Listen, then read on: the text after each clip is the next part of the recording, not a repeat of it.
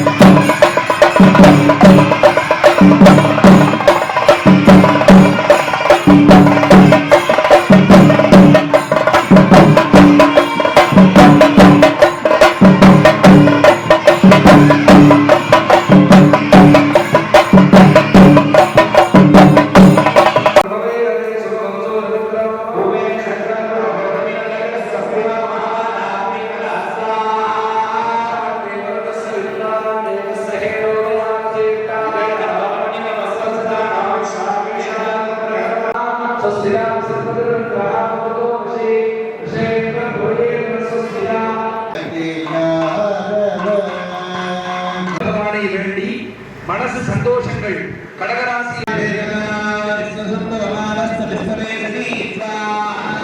சூரியனுக்கு உரிய பூபால ராகமானது கீர்த்தனையாக இசையானது இசைக்கப்படும்.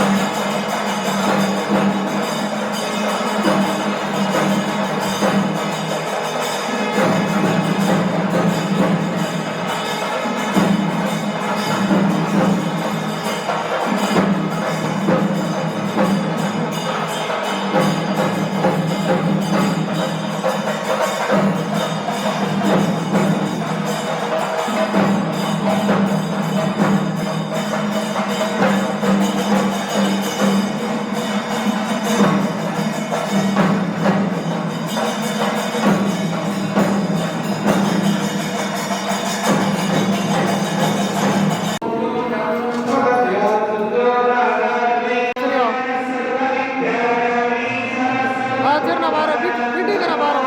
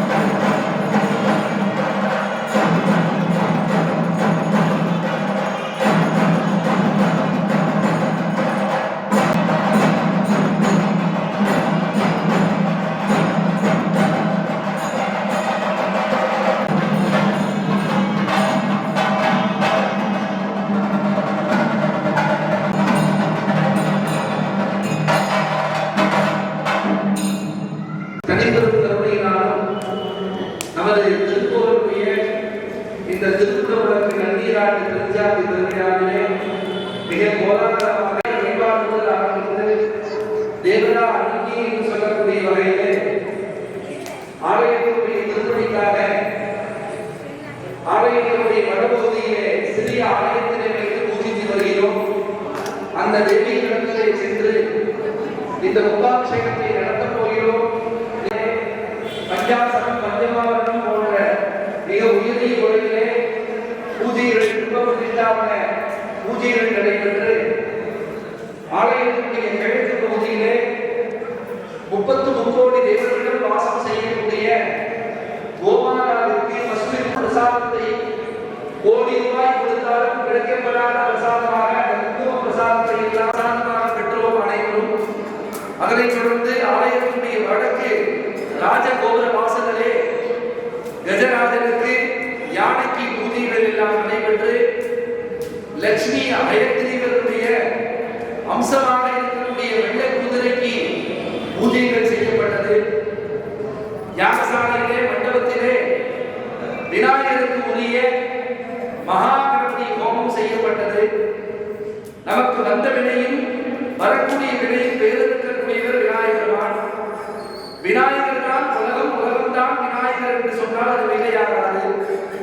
காரணம், விநாயகர் பெருமானுடைய வலது கண்ணானது சூரியனாகவும் விநாயகர் பெருமானுடைய இடது கண்ணானது சந்திரனாகவும் விநாயகர் பெருமானுடைய 4 புஜங்களும் 4 கைகளும் 4 வேதங்களை குறிக்கின்றது.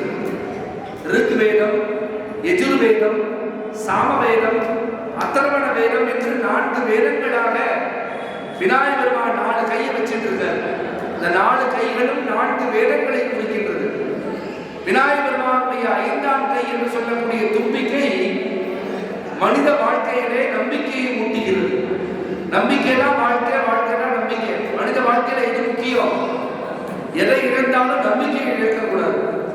காலையில் அலாரம் 4:30 மணிக்கு எழுந்துக்கணும்னு அலாரம் வச்சுட்டு படுக்கிறோம். அலாரம் கண்டிப்பா அடிக்கும், நம்ம எழுந்துக்கணும்ல. நம்பிக்கை தான் வாழ்க்கை. அப்போ அந்த நம்பிக்கையை ஊட்டும் வண்ணமாக விநாயகர் பெருமானுடைய தும்பிக்கை திகழ்கிறது. தும்பிக்கையில தான் பலம். யானைக்கு எடுத்தோம்னா கோவில் கட்டும் போதெல்லாம் அந்த காலத்துல பெரிய பெரிய கல்லெல்லாம் இழுத்து யானையின் மூலமாக தான் தூக்கி வைப்பாங்க. யானைக்கு எங்க பலம்? தும்பிக்கையில தான் பலம். அந்த தும்பிக்கையை நம்பினோர் நம்பிக்கையை இழக்க மாட்டார்கள் என்று சொல்வார்கள். அந்த காலத்துல கிராமத்துல பாத்தீங்கன்னா ஒரு சங்கடம் வந்துருச்சு, கஷ்டம் வந்துருச்சுன்னா உடனே பெரியவங்க சொல்லுவாங்க, பேசாம கம்பெனி இருப்பான் எல்லாம் சொல்லுவாங்க. கேள்விப்பட்டிருக்கோம்ல, பேசாம கம்பெனி இருந்தா என்ன அர்த்தம்? ஓம் கம் என்ற அட்சரம் விநாயகருக்கு உரிய அட்சரம். ஓம் கம் கணபதியே நமஹ. இதுதான் விநாயகருக்கு உரிய சப்தகோடி மந்திரங்கள் இருந்தாலும் இந்த கம் என்ற அட்சரம் தான் விநாயகருக்கு உரிய அட்சரம். ஒரு பெரிய கரும்பை ஒரு டம்ளர் கூட அரைக்க முடியுமா? முடியாது. அந்த கரும்பை ஒரு மிஷின்ல கொடுத்து எப்படி இந்த ஜூஸா எடுக்கிறோம், அந்த மாதிரி சப்தகோடி மந்திரங்கள் இருந்தாலும் விநாயகருக்கு உரிய மந்திரமாக ஓம் கம் என்ற அட்சரங்கள் தெரிகிறது. கிராமத்துல பேசாம கம்முனை இது அப்படின்னு சொன்னாங்கன்னா விநாயகரை வலதிலே நினைத்து கூட அவர் மாட்டுவார் எல்லாமே அப்படிங்கிறதுக்காக அந்த காலத்துல கிராமத்துல சொல்லுவாங்க, பேசாம கம்முனை இருக்கு. அப்போ ஓம் கம் என்ற அட்சரம் தும்பிக்கையை நமக்கு நம்பிக்கையை ஊட்டுகிறது மனித வாழ்க்கையில். விநாயகர் பெருமானுடைய 2 கால்களும் இந்த பிரபஞ்சத்தை குறிக்கின்றது. விநாயகர் பெருமானுடைய தொப்பையானது வயிற்றானது இந்த உலகம் போன்றே உருண்டையாக திகழ்கிறது. ஆக விநாயகர் தான் உலகம், விநாயகர் உலகம் தான் விநாயகர் என்று சொன்னால் விநாயகர் அது மிகையானது. விநாயகர் பெருமானுடைய காது மிகப்பெரிய காது, சாமர கருணாயமாக சாமரம் போன்று காதை உடையவர். ஏன்? தெய்வ சிந்தனையை நிறைய கேட்கணும், தெய்வ சிந்தனையை நிறைய கேட்கணும். அதனாலதான் 5 புலன்கள் சொல்லக்கூடிய நம்மளுடைய கண், காது, மூக்கு, வாயின்னு 5 புலன்கள்ல காதுக்கு மட்டும் தனி சிறப்பு உண்டு. என்ன? கண்ணால எதையாவது முத்து பார்த்துட்டே இருந்தா கண்ணு வலிக்கும், கண்ணை சிமிட்டு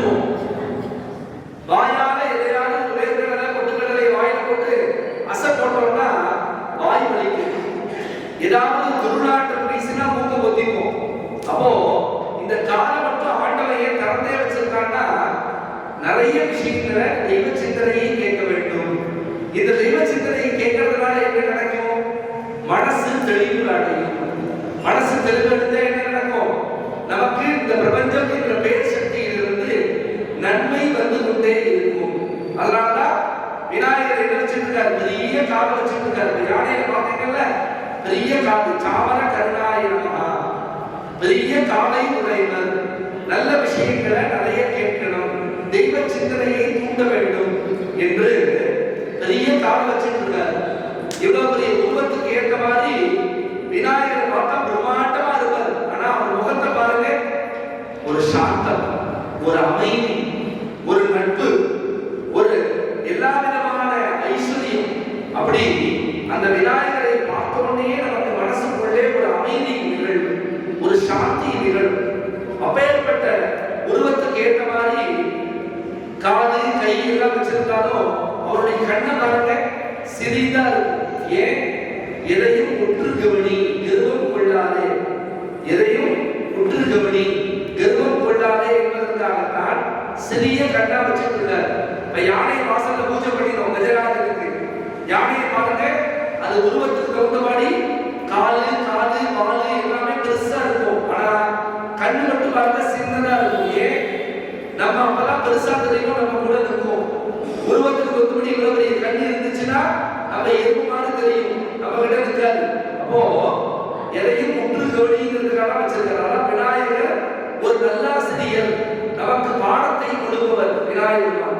இந்த நமக்கு வந்த வினையும் வரக்கூடிய வினையும் 33 கோடி தேவர்களும் கூட விநாயகர் பெருமானை வணங்கினார், எந்த காரியத்தையும் கூறுகிறார். அப்பேற்பட்ட அந்த விநாயகர் பெருமானை வேண்டி கணபதி ஹோமம் செய்தோம். இன்றைக்கு முருகப்பெருமானுடைய வேண்டி சுக்குக்கு மீறிய மருந்தும் இல்லை, சுப்பிரமணிய சுவாமிக்கு மீறிய தெய்வம் இல்லை என்று சொல்வார்கள். அந்த வகையிலே நம்ம முருகப்பெருமானை வேண்டி ஹோமங்கள் ஆகுதி கொடுக்கப்பட்டு துர்கா சூக்தம், ஸ்ரீ சூக்தம் என்ற அம்பிகையினுடைய சூக்தத்தினாலே மந்திரத்தினாலே ஆகுதிகள் எல்லாம் அக்னியிலே கொடுக்கப்பட்டிருக்கு. ஆக பஞ்சபூதங்களையும் உள்ளடக்கி செய்யக்கூடியதுதான் இந்த வழிபாடு. இன்று முதல் ஆரம்பித்து நாளை மறுதினம், அதன் பின்பு உள்ள நாள் திங்கட்கிழமை. ஆக இந்த 4 தினங்களும் நம்ம பஞ்சபூதங்களை தான் வழிபடுகிறோம். பஞ்சபூதங்கள் இந்த உலகத்தை மட்டும் ஆட்சி செய்யவில்லை, இந்த உடம்பையும் ஆட்சி செய்கின்றது. பஞ்சபூதங்களை வச்சுதான் வழிபாடு நடத்தணும். நம்மளுடைய வழிபாடே இந்து சமயத்தினுடைய சாஸ்திரத்தினுடைய வழிபாடே பஞ்சபூதங்களை உள்ளடக்கி செய்யக்கூடியதுதான். இந்த பஞ்சபூதங்களும் அண்ட சராசரமும் அந்த தேவி முத்தாம்பிகையினுடைய விரல்ல துணியில தூசி மாதிரி இருக்கு. அவ்வளவும் அந்த அம்பிகையின் இருக்கிற அடக்கம்.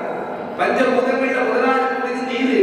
அந்த நீரை வைத்துதான் பூஜிக்கின்றோம், நீரை கொண்டாடுகிறோம். நீ சாயங்காலம் எல்லாரும் காப்பு கட்டிட்டு, இப்போ சுதர்சன ஹோமம் பண்ணும்போது 500 நாளா விரதம் இருக்கிறவங்களுக்கு காப்பு கட்ட போறோம். ஏற்கனவே நம்ம காப்பு கட்டிட்டு இருக்கோம். அக்னி சாட்சியா நாங்க கட்ட போறோம். ஆச்சாரிய பெருமக்கள் அந்த 11 தினங்களா விரதம் இருந்து தீர்த்தம் எடுக்கிறவங்களுக்கு காப்பு கட்டிட போறோம். ஆண்களுக்கு அந்த தீர்த்தங்களை எடுக்கிறவங்களுக்கு காப்பு கட்ட போறோம். காப்பு கட்டி முக்கடலும் சங்கமிக்கக்கூடிய கன்னியாகுமரியிலிருந்து செண்ட வாத்தியங்கள், மங்கள வாத்தியங்கள், பக்தர்கள் புடை சூழ கும்ப தீர்த்தங்கள்லாம் அந்த சப்தநதி பூஜை பண்ணி தீர்த்தங்கள்லாம் எடுத்துட்டு வர போறோம். நீ சாயங்காலம் அப்ப நீரை கொண்டாடுகிறோம், தீர்த்தத்தை கொண்டாடுகிறோம். நீரின்றி அமையாத உலகு என்று வள்ளுவ பெருந்தகை கூறியது போல நீரை வழிபடுகிறோம். இரண்டாவது என்னது? நெருப்பு. இந்து தர்மத்தையும் நெருப்பு வழிபாட்டையும் பிரிக்க முடியாது. நம்ம வீட்டுல கல்யாணம்னா கூட அக்னி சாட்சியாக தாலி கட்டுவோம். ஒரு அக்னி வளர்த்துதான் ஒரு வீடு கட்டி அதுல குடி போவோம். புதுமனை புதுவிழா ஹவுஸ் வார்மிங் பண்றதை அப்படிதான் பண்ணுவோம். அப்போ நெருப்பை வழிபடுகிறோம்.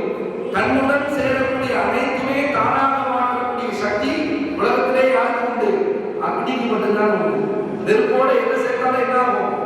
நெருப்பாயிடும். அப்போ இந்து தர்மத்துல, நம்மளுடைய தர்மத்திலே நெருப்பு வழிபாட்டுக்கு அவர்கள் முக்கியத்துவம் தந்திருக்கிறார்கள். நேற்றைக்கு இன்றைக்கு இல்லை, லட்சோப லட்ச வருடங்களுக்கு முன்னாடி சித்தர் பெருமக்கள் நமக்கு அறுதி செய்திருக்கிறார்கள். வீட்டுல விளக்கு பொருத்தி சாமி கும்பிடுறோம்ல, அது கூட ஒரு நெருப்பு வழிபாடு தான். சாமிக்கு கற்பூர ஆரத்தி காமிச்சு, சூட காமிச்சு கொண்டு வரோம். நெருப்பதான கொண்டு கும்பிடுறோம், எல்லாரும் சாமியை கொண்டு கும்பிடுறோமா? அப்ப எல்லா தெய்வங்களுடைய பிரதிநிதி நெருப்பு, அக்னி. அக்னியை வழிபடுகிறோம், நீரை வழிபடுகிறோம், நிலத்தை வழிபடுகிறோம். நிலம்னா என்ன? பூமி. இந்த பூமி தான் சாமின்னு சொல்லுவோம். அந்த அந்த அதுல பாத்தீங்கன்னா நெல்லு தான் போட்டு அத்தாழ பூஜை பண்ணிருப்போம். அப்போ நிலத்தை வழிபடுகிறோம். நம்ம சாப்பிடும் போது கூட எப்படி சாப்பிடுவோம்? தலைவாழை இலை போட்டு அரிசுமைகளையும் பரிமாறி ஒவ்வொரு அன்னத்தையும் எப்படி சாப்பிடுவோம்? எப்படி சாப்பிடுவோம்? இப்படி தலைவணக்கிட்டே சாப்பிடுவோம். அப்படிதானே சாப்பிடுவோம். நீங்க தேவதை உச்சரமான சாப்பிடுறீங்க சொல்லக்கூடாது. நம்ம கலாச்சாரம் இல்லை. தலைவாழை இலை போட்டு சாப்பிடும் போது தலைவணக்கிட்டேன்னா ஒவ்வொருடைய அன்னத்தையும் வாயில போடுவோம். ஏன்? இந்த பூமி தான் அன்னத்தை கொடுத்தது, அன்னம் தான் இந்த உடம்பை கொடுத்தது. தாய் வயிற்றுல பிறக்கும்போது எவ்வளவு இருக்கும்? 3 கிலோ இருக்கும். இன்னைக்கு எத்தனை கிலோ இருக்கும்? 60 கிலோ இருக்கும். எங்கேருந்து வந்துச்சு? பூமி கொடுத்த அன்னம் தான், பூமி கொடுத்த தானியம், பூமி கொடுத்த காய்கனிகள், பூமி கொடுத்த பழங்கள், இப்படி எல்லாமே இந்த பூமி தான் கொடுத்தது. அதெல்லாம் பூமி தான் சாமின்னு சொல்லுவோம். அப்ப நிலத்தை வழிபடுகிறோம், நீரை வழிபடுகிறோம், நெருப்பை வழிபடுகிறோம், ஆகாயத்தை வழிபடுகிறோம். இத்தனை 108 விதமான மூலிகை பச்சனங்கள் எல்லாத்தையும் அக்னியில கொடுத்துருக்கோம். அக்னி பகவான்கிட்ட அவர் அப்படியே புகையா மேல அனுப்புறார். தேவர்கள் எல்லாம் இந்த இடத்துல ஒரு அபரிமிதமான தெய்வ சக்தியை ஏற்படுத்துகிறது இந்த புகை. அதனாலதான் வீட்டுல உட்காந்து பார்க்க கூடாது, இங்க வந்து உட்காரணும். இந்த புகைகள்லாம் மேல பட்டாலே போதும், எல்லா பீடைகளும் விழும். அப்ப ஆகாயத்தை வழிபடுகிறோம். கடைசியா இருக்கக்கூடிய காற்று, காற்றின் வழியாகத்தான் இந்த மந்திர சப்தங்கள், இந்த அதிர்வுகள், இந்த வைப்ரேஷன் எப்படி ஒலிக்குது? காற்றின் மூலமாகத்தான். நீங்கள் வேண்டக்கூடிய வேண்டுதல், ஒவ்வொரு எண்ணங்களுக்கும் ஒரு ஃப்ரீக்வன்சி இருக்கு. வீட்டுல டிவி பெட்டி வச்சிருக்கோம், ஒவ்வொரு சேனலா மாற்றும்போது ஒவ்வொரு டிவி பிடிச்சு கொடுக்குதா இல்லையா? அப்போ இந்த எண்ணங்கள், இந்த மந்திரங்கள், இவைகள் அனைத்தும் சேர்ந்து பஞ்சபூதங்களோடு இங்கே நமக்கு மிகப்பெரிய ஒரு மாற்றத்தை, ஒரு ஏற்றத்தை, ஒரு தெய்வ சக்தியை, ஒரு அமானுஷ சக்தியை கொடுக்கின்றது. ஆகவே அப்பேற்பட்ட இந்த பஞ்சபூதங்களோடு சேர்ந்த தீர்த்தங்கள், வழிபாடுகள் எல்லாம் தொடர்ந்து இதை பற்றி நாம் விரிவாக ஒவ்வொரு வேளையும் சிந்திக்கலாம். ஏதோ ஆச்சாரியர்கள் மக்கள் வந்தார்கள், யாகம் செஞ்சார்கள், கும்பாபிஷேகம் பண்ணாங்கன்னு இருக்கக்கூடாது. ஏன் இவரது வசதியா இது உயர்வாக சொல்றோம்? திருக்குடமுழுக்கு, நன்னீராட்டு, பெரும் சாந்தி, பெருவிழா. இதுக்கு மேல பெரும் சாந்தியோ பெரும் வழிபாடோ எதுவுமே கிடையாது.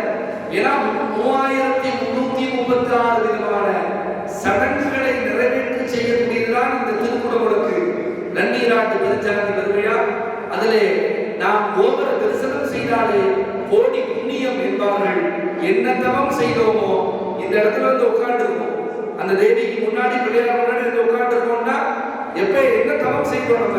நம்ம மூதாதையர்கள்லாம் காடு மலைன்னு போய் பட்டினியா இருந்து தெய்வத்தை அருள வேண்டினாங்க. நம்ம அப்படிலாம் இல்லை. வீட்டுல அழகா தூங்குறோம், சாப்பிடுறோம், குளிச்சுட்டு வந்து கோவில் வந்து உட்கார்ந்து இருக்கோம். பூஜைகள் ஆலயத்தினுடைய நிர்வாக சபையினர், நிர்வாகத்தினர் எல்லாத்தையும் மிக உயர்வான முறையில ஏற்பாடு பண்ணியிருக்காங்க. யாரால நடந்தது? பக்தர்களாகிய உங்களுடைய பக்தி தான். இது வெறும் செங்கலும் மணலும் சிமெண்டும் இல்ல, ஒரு கல்லு இல்ல. உங்களுடைய பக்தி தான் இந்த கோவிலாக காட்சி தருது.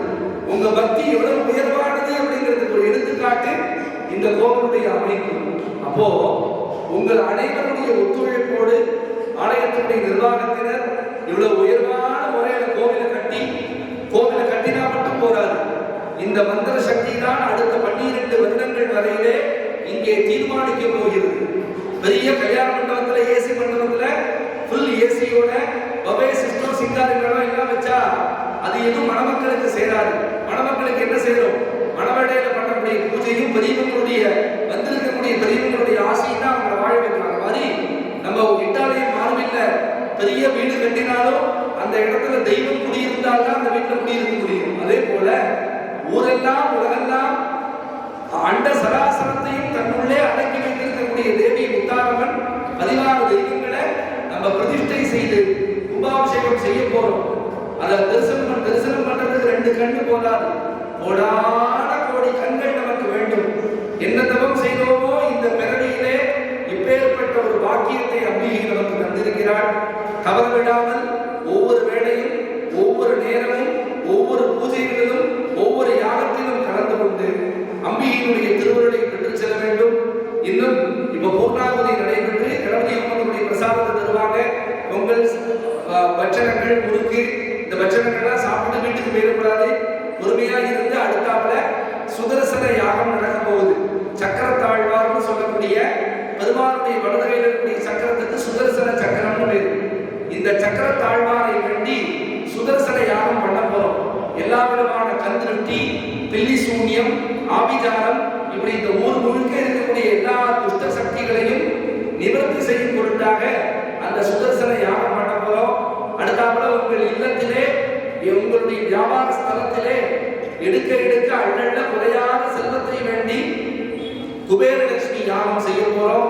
உங்கள் அனைவரது ஜாதகத்திலும் எப்பேற்பட்ட நவகிரக தோஷங்கள் விலகினாலும் இருந்தாலும் அந்த தோஷங்களை விலக்க செய்வதற்காக, நிவர்த்தி செய்வதற்காக நவகிரக வேண்டியும் இன்றைய காலை நிகழ்ச்சியாக மதியம் வரையிலே நடைபெற இருக்கிறது. ஆகவே ஆலயத்திலே அமைதி காத்து பூஜைகளிலே பங்கு கொள்ள வேண்டும். ஆண்கள் எல்லாம் 11 தினங்களாக விரதம் இருந்து வருகிறார்கள். விரதம் இருக்கக்கூடியவர்களுக்கு அடுத்தாப்புல சுதர்சன ஹோமம் பண்ணும்போது எல்லாருக்கும் காப்பு கட்டி விட போறோம். வெளியில இருந்தீங்கன்னா கோவிலுக்கு வந்துருங்க. அப்ப காப்பு கட்டும் போது கரெக்டா எல்லாரும் வந்துடணும். அப்படி சாட்சியா வந்து காப்பு கட்டிக்கணும். இன்னைக்கு சாயங்காலம் தீர்த்தம் எடுக்க போறவங்க ஒரு குடம், மாவிலை, அதுக்கு தேங்காய், கும்பத்துக்கு ஒரு மாலை, கழுத்துக்கு ஒரு மாலை, இதெல்லாம் ஏற்பாடு பண்ணியிருக்காங்க, சொல்லியிருக்கோம் ஏற்கனவே. அதன்படி அதெல்லாம் எடுத்துட்டு கன்னியாகுமரிக்கு சரியாக 2:30 மணி 3 மணிக்குள்ள அங்க வந்துடணும், ரீச் ஆயிடணும். அங்க போய் நம்ம பூஜை பண்ணி அங்கேருந்து ஒரு 4-4:30 மணிக்கு அப்படிதானே? ஆமா, 3 மணிக்கு கோவிலுக்கு வந்துடணுமா.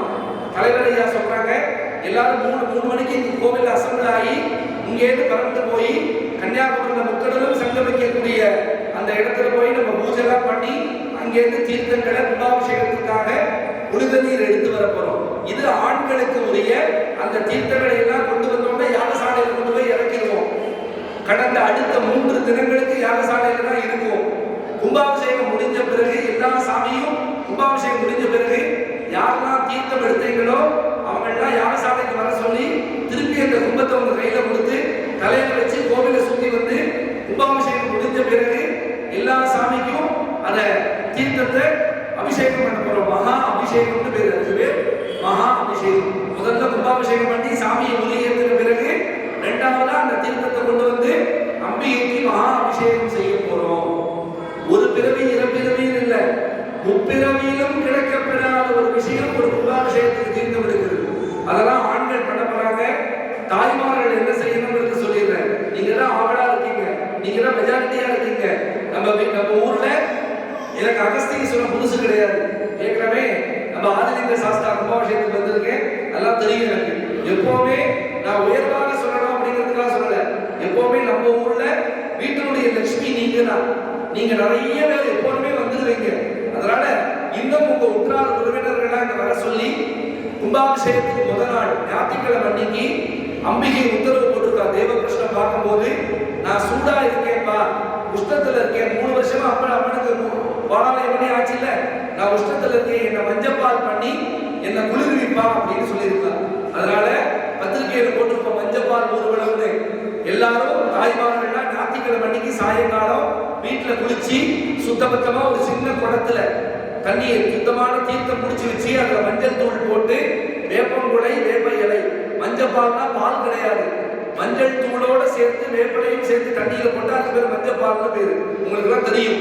அந்த மஞ்சப்பாலை நம்ம வீட்டுல தயார் பண்ணி பூஜை அறையில சந்தனம் வச்சு அதுல பச்சை கற்பூரம், ஏலக்காய் போன்ற வாசனை திரவியங்கள்லாம் போட்டு ரெடி பண்ணி வச்சுக்கணும். ஆலயத்தினுடைய தலைவர் ஐயா நிர்வாகத்தினர் வந்து சாமிக்கு சாத்தக்கூடிய கும்பாபிஷேக தண்ணிக்கு சாத்தக்கூடிய பட்டெல்லாம் எடுத்துட்டு ஊர் அழைப்புன்னு வருவாங்க. அந்த காலத்துல ராஜாமார்கள் கும்பாபிஷேகம் பண்ணும்போது யானை படை, குதிரை படை, இந்த படைகளோட சேர்த்து ஊர் ஃபுல்லா தெரு தெருவா ராஜா வந்து கூப்பிடுவாங்க. எல்லாரும் கும்பாபிஷேகத்துக்கு வாங்க வாங்கன்னு கூப்பிடுவாங்க. அப்படி அந்த கும்பாபிஷேகத்திற்காக ஊர் அழைப்பாக வருவார்கள்.